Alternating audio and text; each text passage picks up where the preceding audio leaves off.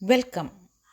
In this video, we will explore SQL triggers, what they are, how to create them, and their practical applications in automating database actions. A trigger is a special type of stored procedure that automatically executes in response to certain events on a table such as insert, update, or delete operations. Unlike standard stored procedures, triggers are invoked automatically. Triggers can be categorized into row level and statement level. Row level triggers execute for each row affected by the triggering event, while statement level triggers execute once for the entire operation. To create a trigger, you use the create trigger statement. Here is a simple example that demonstrates how to define a trigger in response to an insert action. Triggers can also be defined to execute either before or after the triggering event.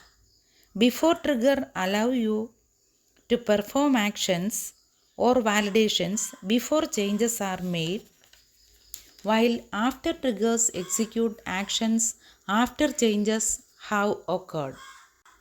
Triggers are useful in various scenarios such as auditing changes for complaints, enforcing business rules, or maintaining derived data automatically when the underlying data changes.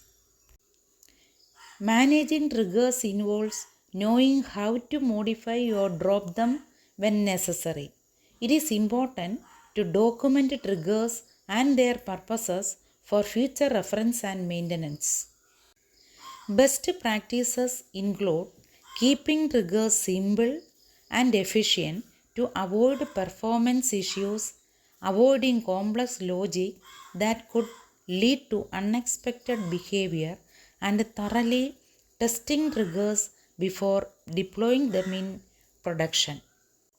In conclusion, triggers are powerful tools for automatic actions and enforcing rules within your SQL database. I encourage you to practice creating and using triggers to better understand their capabilities.